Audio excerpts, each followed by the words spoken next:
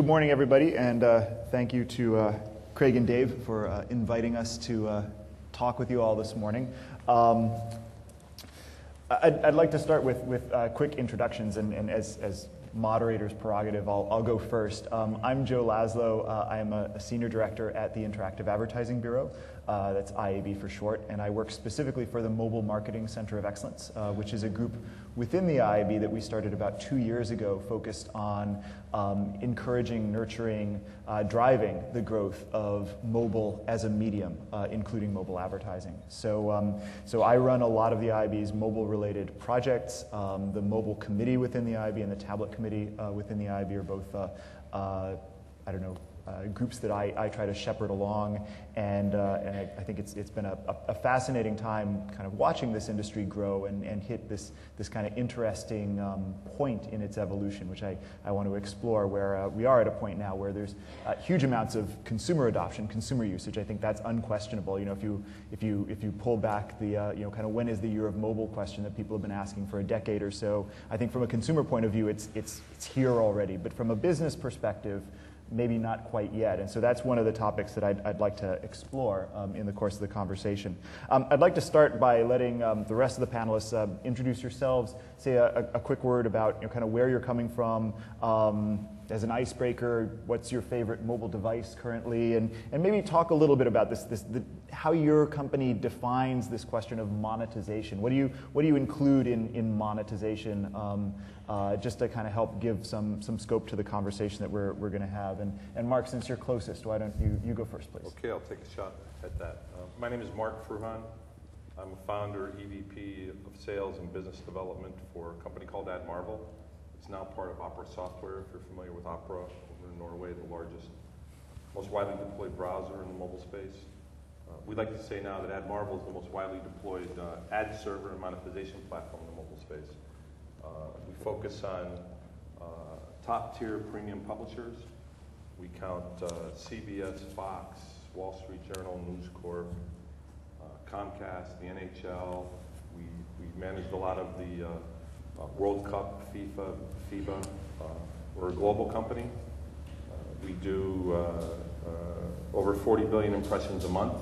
So we're monetizing or driving value back to our customers, who are the publishers, who then drives value to their advertisers, to the tune of over 40 billion impressions, 1,000 companies, 9,000 sites. So it's a very big effort on our part when you're the ad server, right? We're at the epicenter of the content delivery. So in a lot of cases, what Netbiscuits does, publishers may not be selling advertising, but they're using the ad server as a CRM tool. They're talking about new features, new functionality, or they may have some partners that they bring into the ecosystem. I would say my favorite device right now is the 7-inch tablets that are coming out. It's created a whole new level of inventory. We work closely with manufacturers such as Amazon, manufacturers like Google and Samsung, because when you open up that different size, I don't think the IAB actually has a size range for a 7-inch yet as far as a banner, but we try to stay ahead of the market, and when new devices come out like that, the advertisers want access to it as quickly as possible. So we continue to believe that mobile is very, very hands-on. We put the people behind it. We're mobile experts. We work with companies like Rhythm New Medium, and Ben, you'll talk to him. We work with the best companies. We work with the best ad networks, so we can deliver the top user experience with the highest monetization. And then one more point is that what's really driving revenue in the mobile space today, it's rich media, ad units, it's video, and it's the ability to capture location and drive a very relevant advertisement or a message from the publisher back to the user. And when we can do any one of those three things, the engagement is off the charts on what an advertiser would expect. Great, good introduction. Roger, talk a little bit about what you do and kind of how you see the state of mobile monetization right now. Sure. When I'm working with customers, which range from small to medium-sized businesses, not to the enterprise level. I'm helping them fit mobile into their existing marketing strategy and tactics. And I have a niche in that I focus on helping them integrate print to mobile technologies like barcodes, QR codes, Microsoft tags, augmented reality, digital watermarks. And when I speak to clients, it's not necessarily trying to monetize an app, it's not necessarily to monetize content. It really has to do with trying to put mobile out there as another conduit whereby you can reach the consumer, and to try and help them engage in different ways to try and push them further down the purchase process path. That's the way we look at monetization and the use of mobile. Email is email, telemarketing is telemarketing, direct mail is still out there, television, etc. Mobile just becomes one other channel, one other platform to try and engage and capture an audience. Mm-hmm. Cool. Do you have a favorite mobile device currently? No, sorry. You like them all equally. That's a nice diplomatic answer. Very agnostic. Ben, talk a little bit about what Rhythm is up to and how you guys approach the monetization. Happy to do so. So Benjamin Doerr, run corporate and business development for Rhythm. Rhythm is the leader in premium mobile video. We provide a publisher technology platform to power and enable monetization in what we believe is the fastest growing market in advertising right now. A good way to think about us is kind of like a meta publisher. We built everything that Hulu built, only instead of for our own brand, we built it for our direct-to-consumer brands such as E! and CNBC and College Humor, Cracked and Family Guy. A lot of the things that you know and love and across applications on mobile, tablet, mobile websites. We think about monetization. I think that's a good segue there in terms of, I don't know if anyone saw the TechCrunch article by Matt Kohler from Benchmark Capital about brand advertising last week, talking about how mobile could be the best brand advertising medium ever. That's where we're focused, and that's our thought process is that this is really the successor to television in terms of engagement, full screen immersion, and the ability to connect with consumers in that lean-back immersive environment. And so that's where we're focused, and that's where we try to provide our technology to enable. We've had 300 of the largest brand advertisers run through our system, either sold by Rhythm or by our publisher sales teams. Rhythm's Omnicom Media Group's preferred mobile video vendor. We're the largest advertisers in the world, largest mobile video buy. So that's a little bit about Rhythm. So we're coming at it from video, from brand advertising, from a content creator's perspective. All that said, my favorite mobile device is still my BlackBerry because I text like a teenage girl, and so my thumbs are just not really good with the touchscreen. So I'll just say that. That's great. So with that as an introduction, I feel like one of the challenges the industry is facing starting in the past 12 months or so is this question of just kind of how much ad revenue are marketers at this point willing to spend on mobile, and you think back 5 years or so ago on the PC side of the digital industry, and a lot of the traditional publishers from print and television were worried about, the phrase was trading traditional dollars for digital dimes. And I feel like now there's a growing fear from the branded publishers in the world that they're trading their digital dimes for mobile pennies. I wish there was an M word that sounded like penny, but how real do you see that problem being, that kind of mobile CPMs are fairly low, and how do we as an industry address that and kind of prove to marketers that they really should be spending, and therefore we really should be making real money off of mobile advertising? I'll start with the high CPM question. I think that's good, and I think that Mark will talk to this too.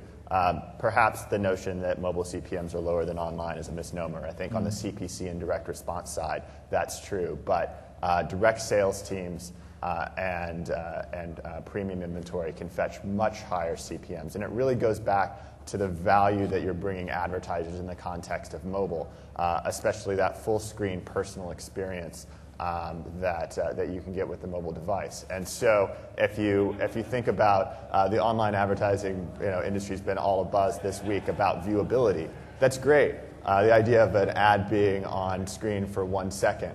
We're past that in mobile, thinking about completion rate for video, especially thinking about how it's not just that the ad was seen, but how long did they spend with that advertisement. When you're talking about full screen ads, you don't have to worry about it being viewable. It's like a magazine, but in a device that's in your hand all the time. So we see higher CPMs than online and mobile. We see brand advertisers being attracted to this market more so than they may have been in online. And so I think that's one great option for us. It's just that every year brand advertising budgets get set, so it's not something that can act as fluidly as direct response each quarter. Each year, P&G or Wrigley and Starcom and Omnicom are going to decide what they're going to spend on mobile, and that percentage is tiny. Gotcha. Okay. Mark, do you want to build on that? I mean, I think the path that Ben's company has taken and the path I took were very, very similar. When we jumped into this space, we were just bringing on anybody as a client, and we found out that quality drives quality, and I wish I had a better name for you than mobile drives pennies, because that's not what we're seeing at all. With our customers, which are probably very similar, we have an overlap. A lot of similarities. But we focus on the Condé Nast and the Hearst. They are driving very high CPMs, much higher CPMs than you're seeing in their digital dollars. Now, as Ben pointed out, getting the spends to grow from the agencies, that's the trick now, right? So, and it's happening. The cool thing about being, I started out as a mobile guy. I'm still a mobile guy. Everything just keeps growing to the right and expanding. Then I went into the mobile content business, and it just kept growing. And now in the advertising business, the same thing's happening. So we're very, very excited about the companies that we work with. We really work with the best vendors, the best brands that are out there, the best providers of content, because they are driving the bigger dollars. Now, there is a big segment out there, especially in the social media, in the gaming. They just have huge audiences, but there is not much engagement that's coming back on that at this point in time, so I think that's what's getting the pennies. So where they make it up is in the volume. And the last point to note here is that the trusted companies that we all trust when we're watching the football game on Fox Sports on Sundays, we're watching college football on CBS on Saturdays, we're now being driven. We're now getting real apps and real sites, companion apps that we can utilize. In the past, due to this huge iPhone app store, I might look at, not a CBS app or not a Fox app, but now the CBSs and the Foxes, they're working with companies like the Netbiscuits of the world, and they're working with app developers and delivering fantastic sites and apps. They're giving us companies like AdMarvel the opportunities, and companies like Ben to bring great technology and very rich and engaging experiences that are very relevant to you. So if we can keep delivering on that, and the metrics are there, the analytics are there, then the dollars just keep falling. Mobile drives millions, maybe? Mobile drives millions. I hope so. So that's interesting. So that's two perspectives that say that kind of that sentiment that mobile has a value problem or a monetization problem kind of maybe overstates the case, or it's looking at segments of the mobile industry, whereas other segments of the mobile industry are doing really well. Roger, do you agree with that, or do you have a perspective on this perception that there's a mobile monetization problem? I agree with it, but often when I'm speaking with clients, they're not even there yet. They're not even ready to start advertising on mobile. And stepping away from that, though, I can't say how many times I click on a mobile ad, and I'm speaking more strategically, not necessarily going to the dollars, but just strategically clicking on an ad and it's still going to a desktop version of a website. Yep. So to me, that's where the great disconnect is. And people can speak numbers and impressions and so on and so forth, but strategically speaking, what does that do? How does that type of execution really affect the ad itself, the strategy itself? And that's, again, from my perspective. Yeah. And that's what I'm constantly trying to speak with clients about. Yeah, I mean, I think that's a really good point, right? That there are absolutely agencies and marketers that get it and that are doing some very, very good mobile work as well.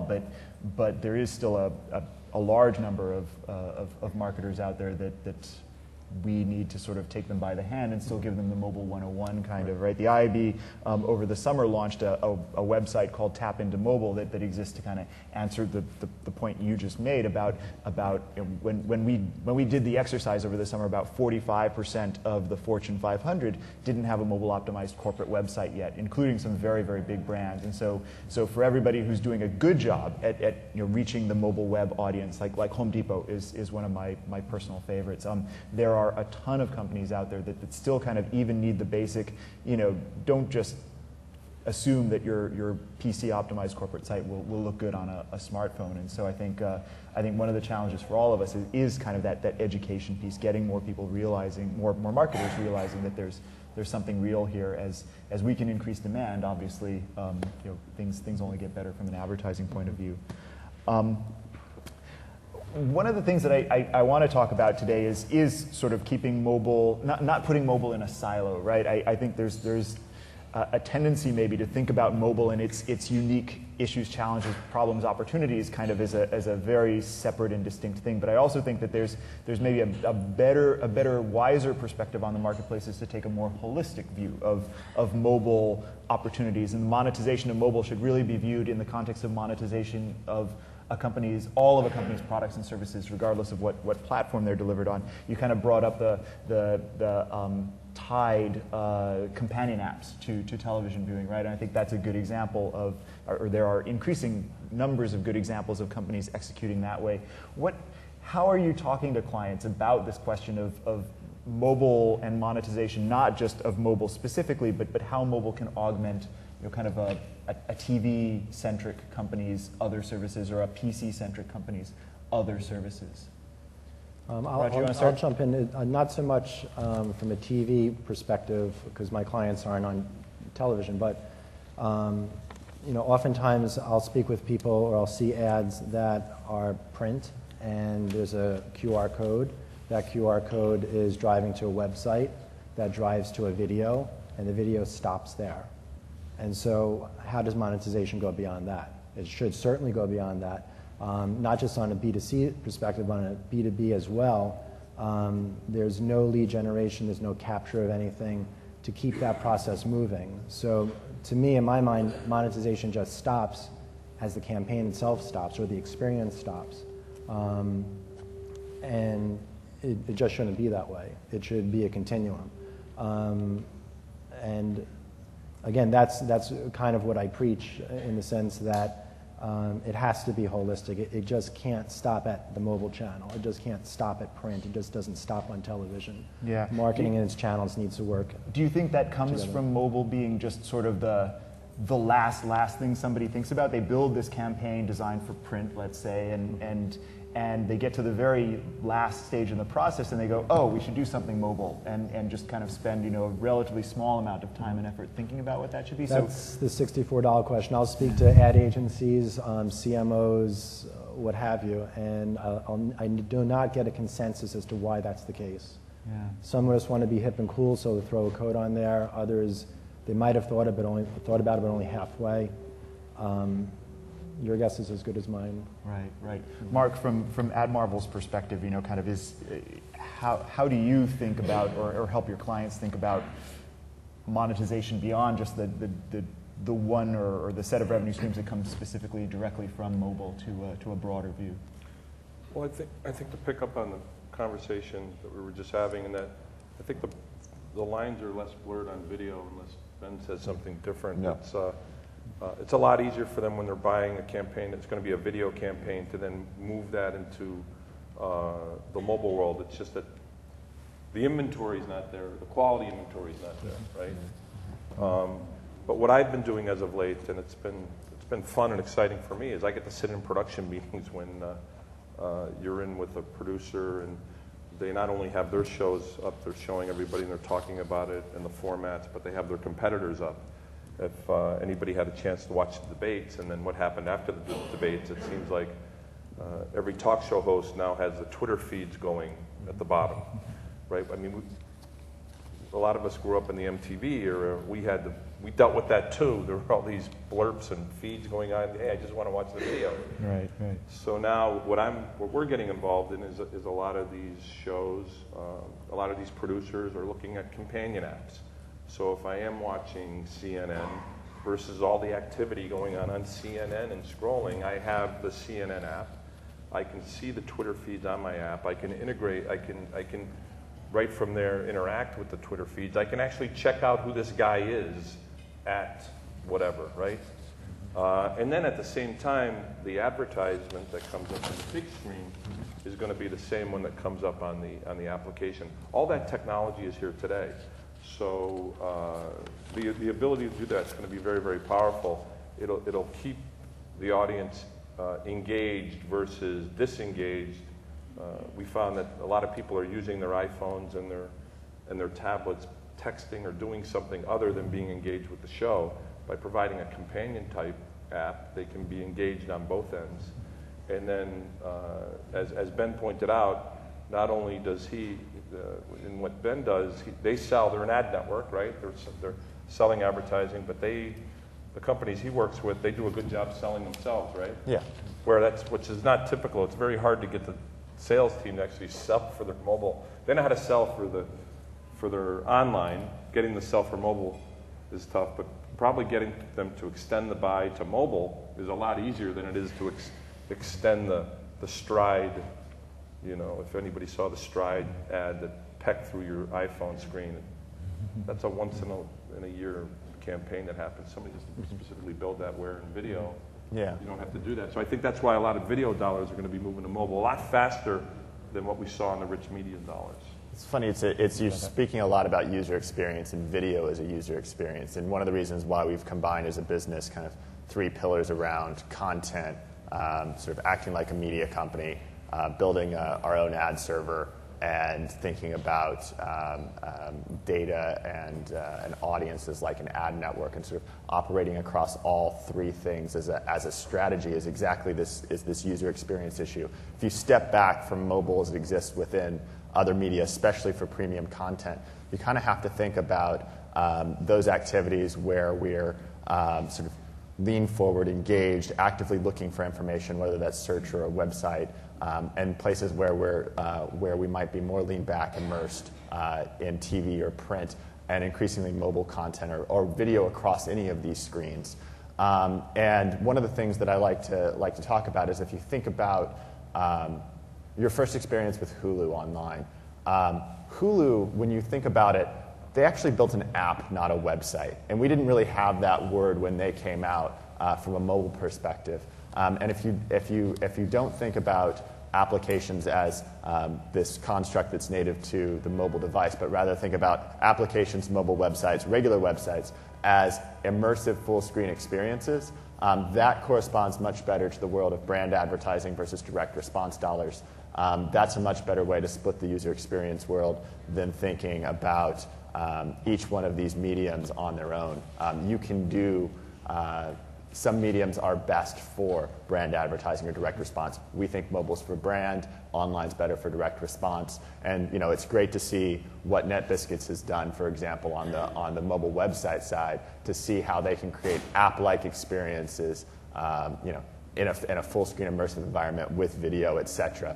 Those are the things that brand advertisers are looking for from the content creators and the media companies.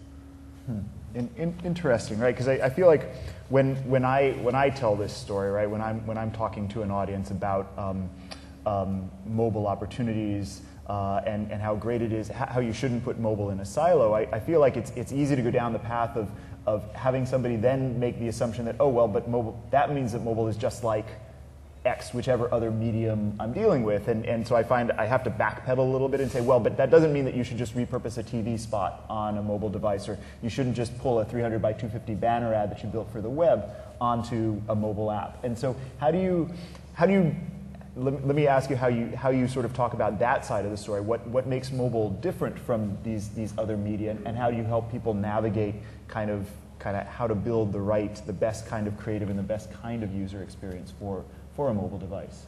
Yeah, absolutely. We talk about mobile as combining the best of TV and the best of online, especially in a video construct. So if you think about you have the use case of a user watching their favorite episode of CSI, clips from Family Guy, emerging content from folks like College Humor. And so, they're used to that user experience from television of a pre-roll or a mid-roll or an ad pod or what have you.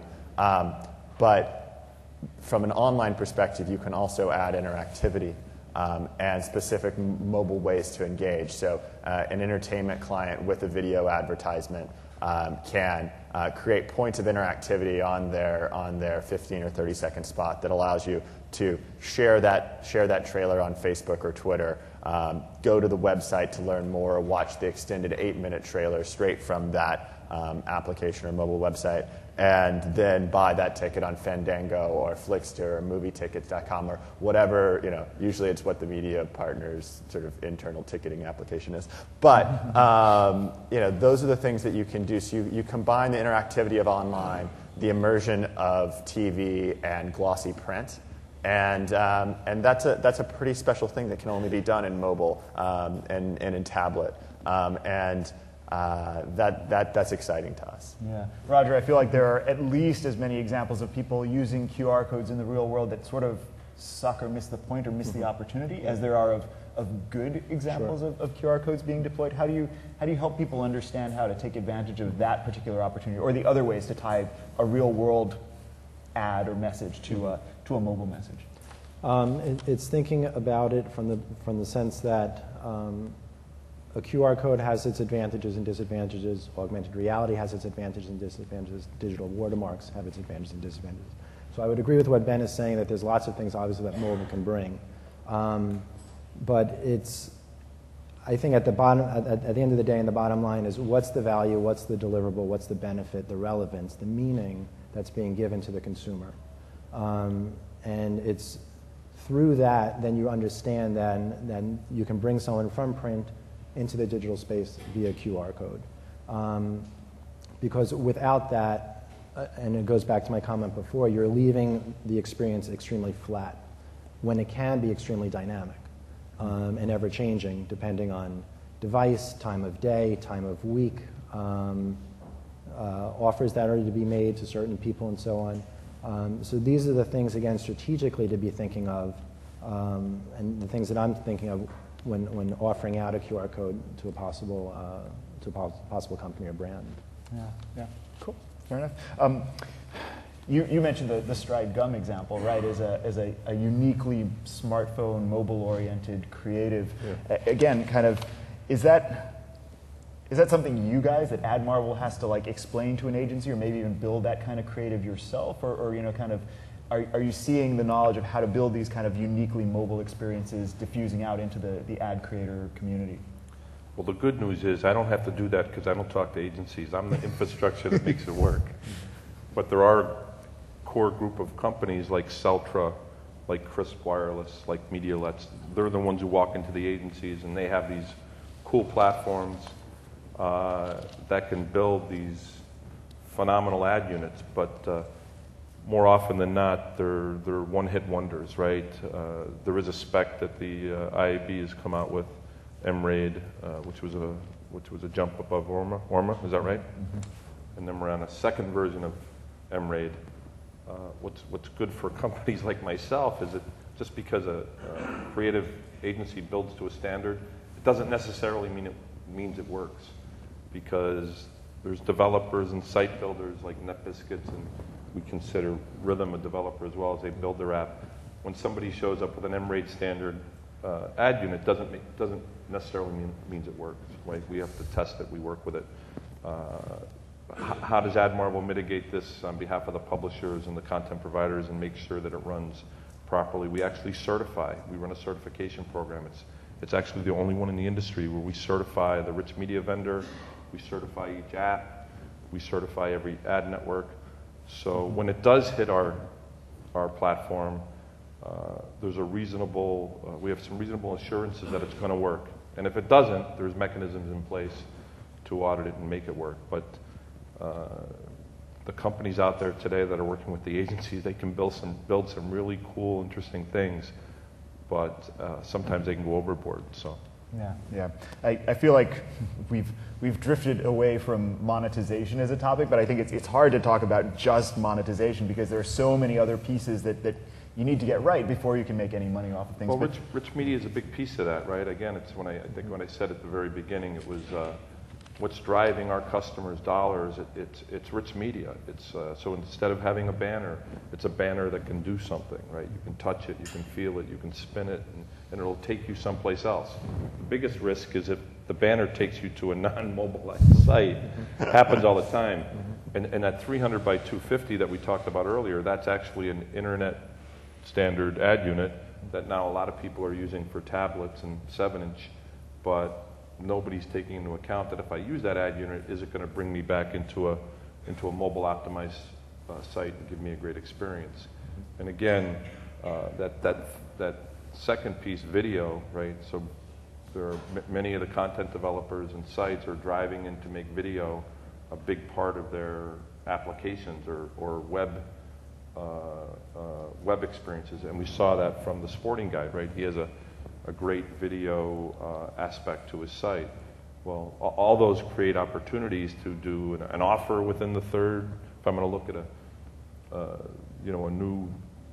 some new hiking boots, hey, as I swipe and I look through the hiking boots, the third swipe could be from a sponsored link from somebody who, hey, I want that third swipe, right? The person hasn't found what he had, but I want to offer up something special.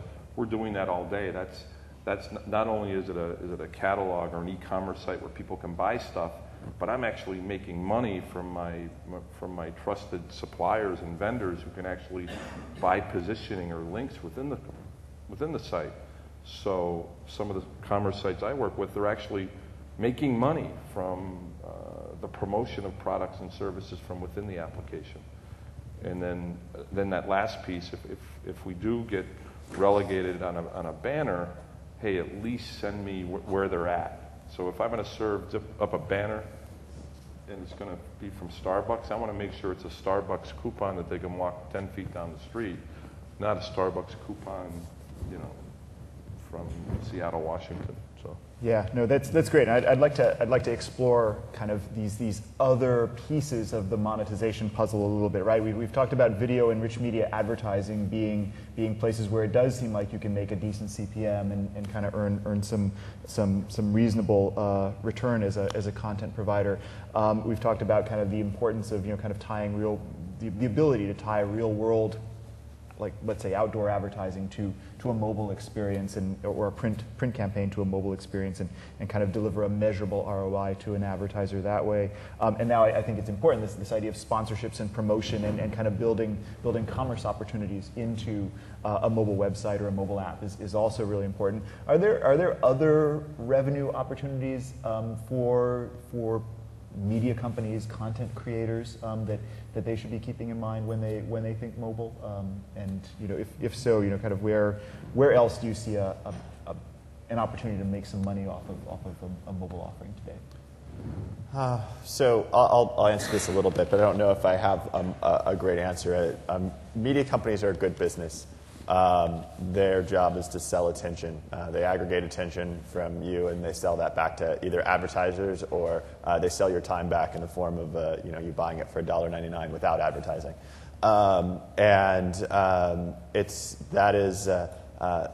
That's been the business for hundreds of years, and it's not really there's not much that we can change about that for a media company itself. We can. Think about there have been things that haven't been possible in mobile that are starting to be possible now. Digital distribution is now and syndicating content out, audience development, those sorts of things of building audiences. If you look at the media companies, if you were to go into ComScore, say, and look at NBC and break down their sites and see who's really done well in mobile, it's the folks that have treated mobile as a business as opposed to an afterthought. And treating it as a business with the full full world of services that they can provide their consumers and advertisers, they're the ones that are the largest and are making money. And then the afterthoughts are afterthoughts. They have to have it up because some executive said, we need a mobile site. Well, right? Yeah, definitely. All right, I definitely want to save some time for questions from all of you. So start thinking about them. But really quickly, I'd like to kind of move to a sort of lightning round format, because there are a few topics that are kind of perennially debated in mobile, and I'd just like to get a quick take from a business opportunity perspective, from a making money perspective, kind of what is your take? And Mark, you kind of started this by talking about 7-inch tablets as your favorite format, but tablets versus smartphones as a place where a media company can earn revenue in the short term. One better than the other? No, not really. I mean, I'm just seeing new and exciting campaigns and creative coming in for the 7-inch space because it's growing. There's a lot of push between the Amazon Kindle, the Google Nexus, Samsung's come out, and the carriers are driving a lot of that, driving a lot of push to get that on the network. Verizon has a big campaign going on right now. So when the mobile operators and the equipment manufacturers start pushing something out to the public, the advertisers want to get in and get a piece of it. How much traffic do you have on the Galaxy, on the Google Nexus? How much traffic? And then the activity is just so much more when all that's happening. Mm-hmm. So both. So I'm seeing it right now. Yeah. Roger, smartphones versus tablets. I would see it somewhat like Mark's saying, pretty much the same, pretty much equal. Mm-hmm. Mm-hmm. Ben? I think right now both, but tablet websites, the desktop traffic access through tablets is a fantastic opportunity for publishers right now, and it's something that advertisers are looking for. Well, that's interesting, right? Because I feel like a lot of media companies are maybe taking the tack that actually, are missing that opportunity. Yes. They're just kind of selling the standard whatever inventory they're having. Their DoubleClick is serving their standard web ad into a web page when it's viewed on a tablet, as opposed to distinguishing. Oh, I've got a tablet user here. Let's do something different for them. Yes, either change the experience or change the advertising, or, for example, a lot of video is broken, especially on iPad because of Flash. These are places where advertisers would love to reach consumers. It also solves some of the usage and inventory problems that Mark was talking about in terms of scarce video usage. It's a fantastic opportunity for people. Okay, second lightning round question. How about apps versus the mobile web? Either side have a bigger advertising opportunity right now? They're just application. They're just programming interfaces for the same experience. So you can make the same thing happen in mobile web via apps, like we were talking about. What Craig has been talking about for a couple of years with Netbiscuits. It's great. And one of the things that I think has been missing for the video side is interactivity. And we're launching something to change that this quarter. So I'm excited about that. I'm gonna pass on that. It's not an area that I really focus on. We're owned by a company that provides a browser experience, and they're one of our first customers. So we were very skewed internationally. Internationally, mobile web is the big driver, right? So in places like Russia, India, Indonesia, it's mobile web traffic. But AdMarvel's traffic in North America has grown significantly in the app space.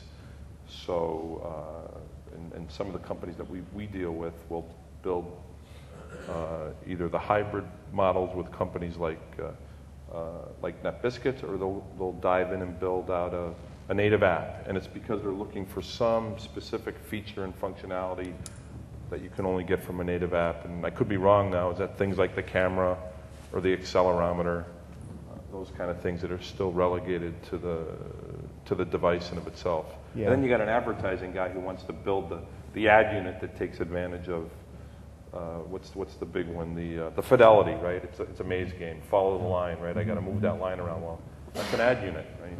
So you need a native application. So. Cool. So my whole hope to get a debate going on the panel just goes out the window because everybody sort of likes everything, but that's okay, and I think it's probably an honest and accurate portrayal. I think we're telling them just bring it on. Just bring it on, make sure it's for mobile, optimize the app. We can work with anything. Any quick questions from the audience before we wrap up? Oh, there's a couple. Sorry. Get to you, I promise.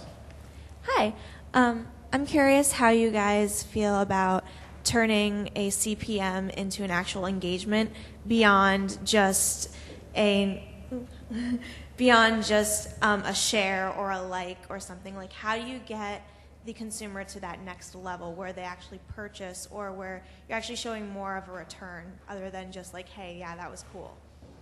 Well, I've read research where as much as companies want to deliver product information, that's almost the least likely thing that a customer really wants. They want a discount, they want a deal. So by offering that, first and foremost, I think is what's going to push everybody along, just as if you found a coupon or got a coupon or a discount in any other way or any other medium, you as a consumer would pay more attention to that. And again, that pushes you down the purchase path. So I think that's what moves people.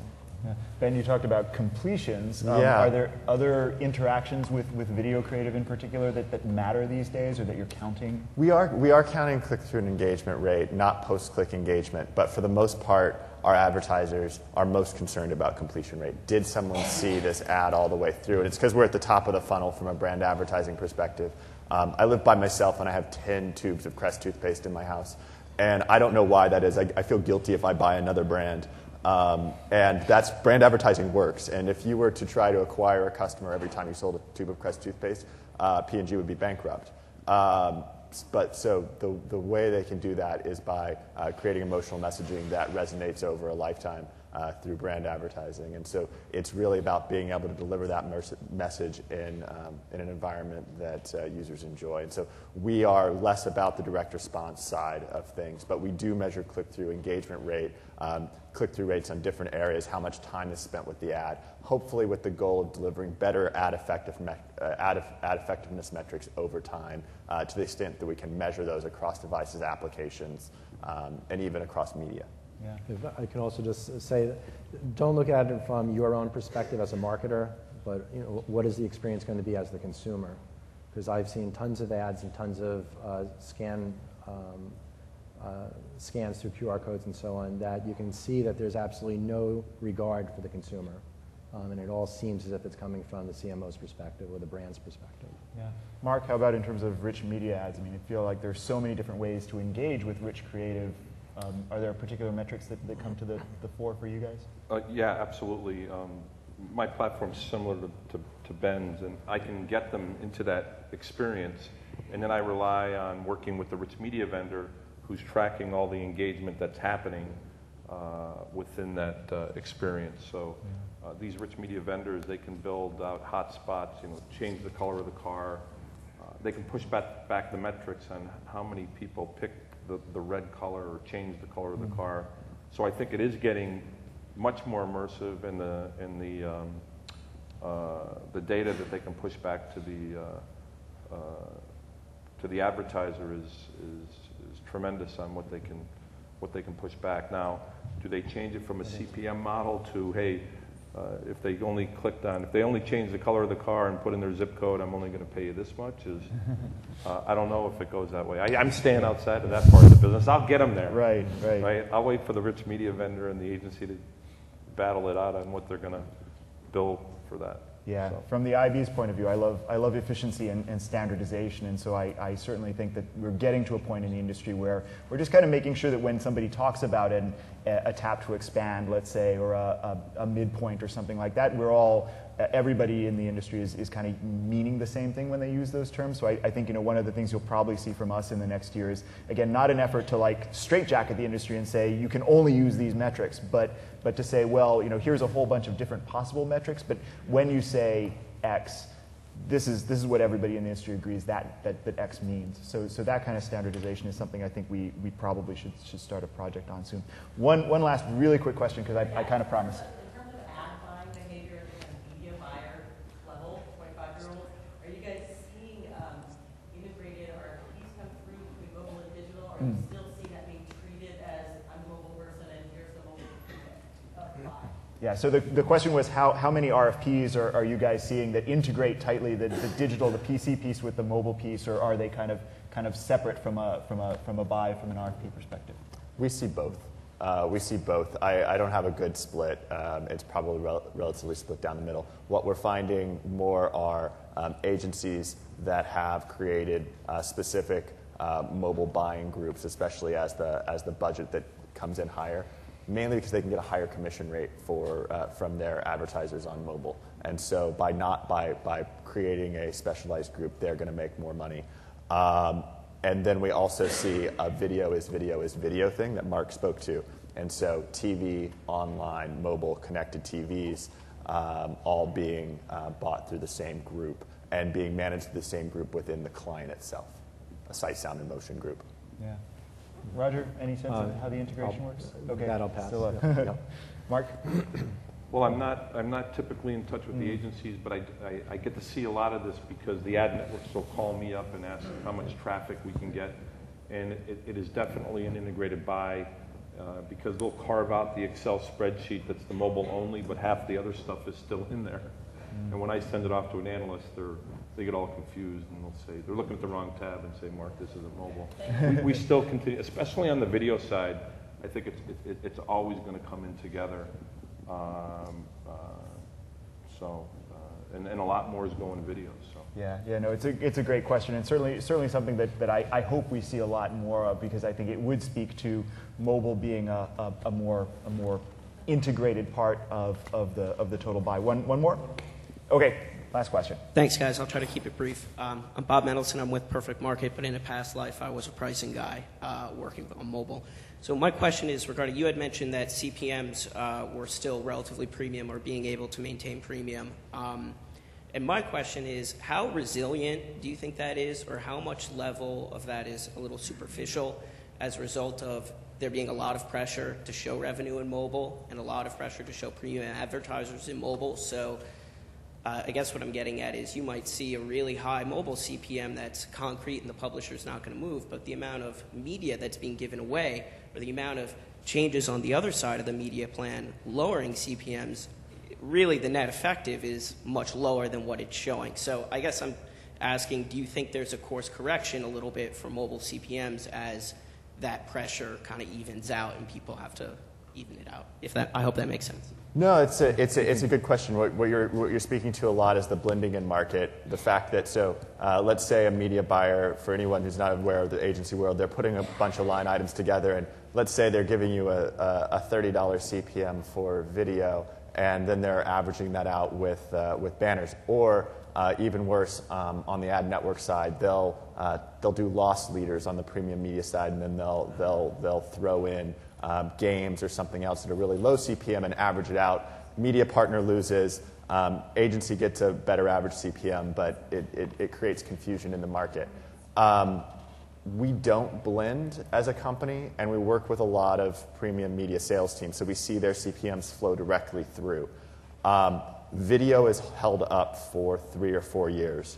Full page ads are starting to get pressure from, I would say, the high teens to the low teens, because there's a lot of noise in the market and a lot of, let's say, casual game and maybe social network inventory where they're putting in interstitials, but maybe the engagement rates are lower and things like that.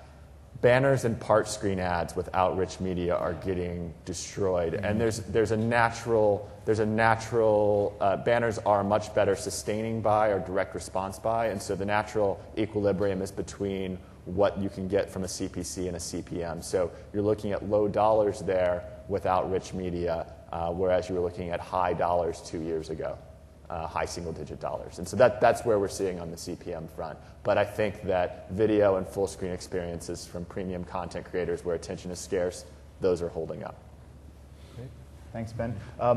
Before we wrap, I want to give just a quick shout-out to Netbiscuits, not only for hosting today, but also Netbiscuits is a member of the IAB's Mobile Marketing Center, and we're certainly very grateful for their support, which lets us do all the things we do to try to help the industry grow, and their input is very valued. So from the IAB's point of view, thanks, and thank you, Ben, Mark, and Roger, for joining me up here, and thank you all for coming.